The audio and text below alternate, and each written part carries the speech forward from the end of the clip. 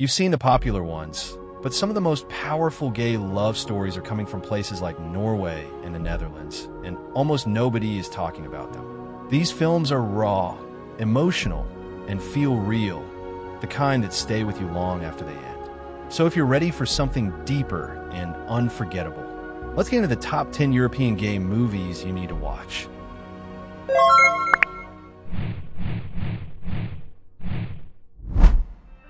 At first glance, feels like a quiet, almost simple coming-of-age story. But the deeper you go, the more it starts to unsettle you. This isn't just about first love. This is about confusion, desire, and the fear of being seen. Sebastian is young, sensitive, and clearly different from the people around him. While others seem to move through life with certainty, he's stuck in that in-between space, trying to understand who he really is. And then he feels something, not loud, not obvious, but undeniable. A quiet attraction, the kind that doesn't come with words, just glances, tension, and moments that feel heavier than they should. And that's where the film hits hard, because Sebastian isn't just dealing with love, he's dealing with shame. Sebastian captures that feeling in the most raw, uncomfortable, and honest way possible. By the end, the film doesn't try to give you easy answers. It leaves you sitting with the emotion, the confusion, the quiet heartbreak. And honestly, that's what makes it unforgettable. Yngve, a young, gay Finnish man, meets Patrik, a Syrian immigrant worker employed to restore the former's family lake house. Both come from troubled family backgrounds. Yngve's father is a bitter widower who disapproves of his son.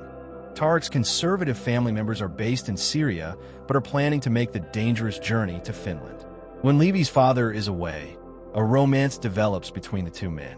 All three actors are superb, and the barbed scenes between Yngve and his father, with both men knowing how to provoke and upset the other, are acutely observed in writer-director Mikko Michaela's screenplay. Tarek's frustrations with Yngve's relative privilege add depth to the drama, while the poignant, ambiguous ending is profoundly haunting. Next up is Brotherhood. This isn't just a love story. It's one of the most dangerous ones you'll ever see. We follow Lars, a man trying to find purpose after losing everything. Lost, angry, and searching for belonging. He gets pulled into a world that promises exactly that. Brotherhood, loyalty, identity. But there's a catch. This isn't just any group. It's a violent, extremist circle built on hate, especially toward people like him. And that's where the film flips everything.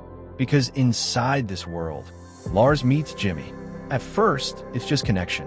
Two men who understand each other in a place where no one else does.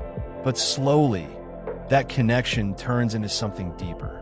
Something they're not allowed to feel. And suddenly, this isn't just about love. It's about survival.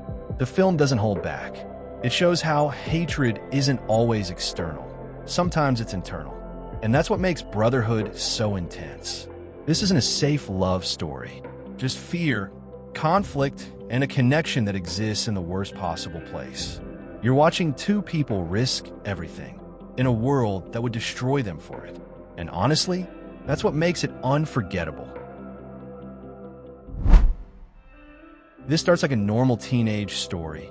Music, friends, girlfriend, everything feels set. A teenage boy, Jarl, has a great new girlfriend and is starting a rock band with his buddies. However, when a new boy, Yngve, joins his class, he is more fascinated than he wants to be, and the world as he knows it starts to crumble. Quiet, different, almost like he doesn't belong, and somehow, that's exactly what makes him impossible to ignore. At first, it's subtle. A look that lasts a little too long, that a curiosity that doesn't make sense, that a feeling Jarl can't explain and doesn't want to. The more time he spends around Yngve, the more confused he becomes. What he thought was certainty starts turning into doubt. And the film captures this perfectly. That slow, uncomfortable realization that something inside you is changing and there's no going back. Because this isn't a clean love story. It's messy, real, and honestly a little painful to watch. By the end, you're left with that same question Jarl faces. What do you do when love changes everything you thought you knew about yourself. And that's exactly why this story stays with you. Are We Lost Forever doesn't start with love. It starts with the end of it. No big fight, no dramatic explosion, just silence, distance, and the quiet realization that something once real is slipping away. We follow Hampus and Adrian, a couple who used to work, used to feel easy, used to feel certain. But now, everything feels off. And that's what makes this film hit differently. Because it's not about falling in love. It's about what happens after. The small arguments, the emotional disconnect, the feeling of being next to someone, but somehow completely alone. You can feel the tension in every scene, like something is breaking slowly right in front of you. The film leans into that discomfort, those long pauses, those unfinished conversations, that space where love used to be. And it feels real, painfully real, because not every relationship ends with closure. Sometimes it ends with questions. Sometimes it ends with silence. And sometimes it ends without either of you fully understanding why. Norwegian Dream isn't your typical love story. It pulls you in. We follow Robert, a young migrant worker trying to survive in a foreign country. New place, new rules, and a constant feeling that he doesn't fully belong. His world is routine until he meets Yngve, and suddenly something shifts. The film builds tension in the quietest way possible. What makes Norwegian Dream hit so hard is how real it feels. The isolation, the fear of being different, the struggle of choosing between survival and being yourself. Because for Robert, this isn't just about love. It's about risk. Risking his stability, risking his future, just to hold on to something that might not even last. This film doesn't try to romanticize everything. By the end, you're left with a quiet question. Is chasing a better life worth it if you can't truly live it? And honestly, that question lingers long after the film ends. Get ready to explore a dizzying confection of Swedish life and love spanning all shades of the gay experience. From childhood confusion to a teen's coming out, a trio of friends in a three-way relationship, a mother trying to connect with her deaf son, and a ghost from a homosexual past. The Swedish Boys proves one thing instantly. You don't need a long runtime to tell a story that hits hard. It opens in the most normal way. Two boys, a quiet summer day, nothing dramatic, nothing intense. Just a friendship that feels easy. But then, something changes, and the film doesn't tell you.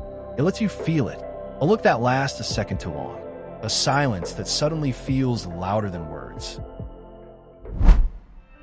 Kahala is a Finnish drama film about two 17-year-olds, Miku and Elias, who find themselves and each other during a summer in the Finnish countryside and discover that love is not as easy as it seems. It's chaotic, messy, and sometimes self-destructive. But that's what makes this movie hit so hard.